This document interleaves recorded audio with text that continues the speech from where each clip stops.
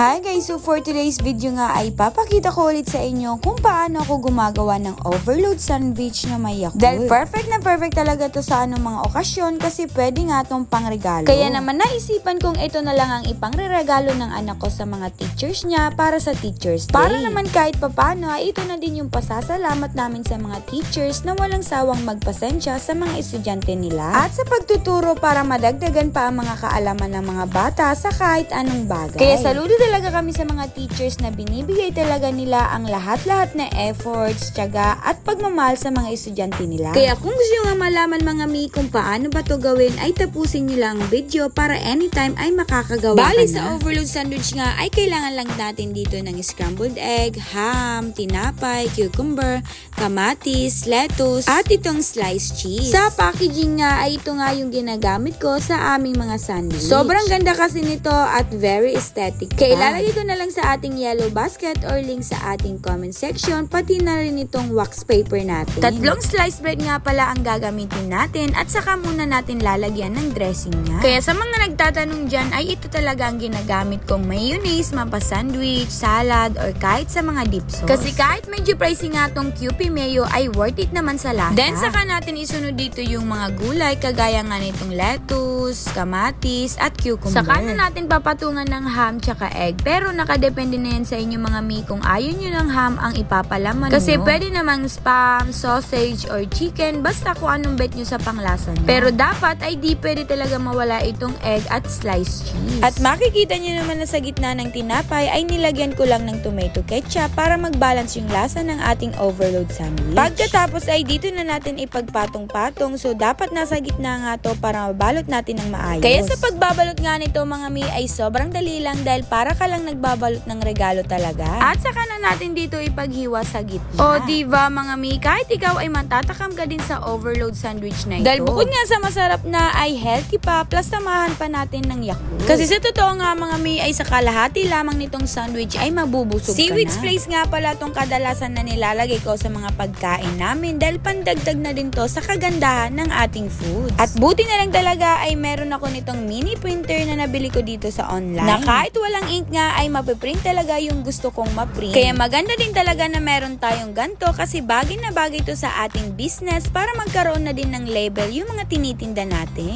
Maganda talaga kahit black and white nga lang para simple lang. Sinamahan ko nga din pala ng mga ballpen kasi alam kong laging ginagamit talaga ang ballpen ng ating mga teachers. O diba, perfect na perfect nga naman talaga ang ating overload sandwich with Yakult na ipangregalo kahit nino man. Kasi iba din talaga kapag binibigyan tayo ng foods lalo na kung nakakabusog na at masarap. Kaya alam nyo ba na pwede nyo nga din tong gawin or idagdag sa pangnegosyo nyo kasi kahit sa online mo lang i-post ay may bibili at bibili talaga. Basta maganda at malinis yung pagkakagawa. Kaya yun lang guys. Thank you for watching. Bye-bye!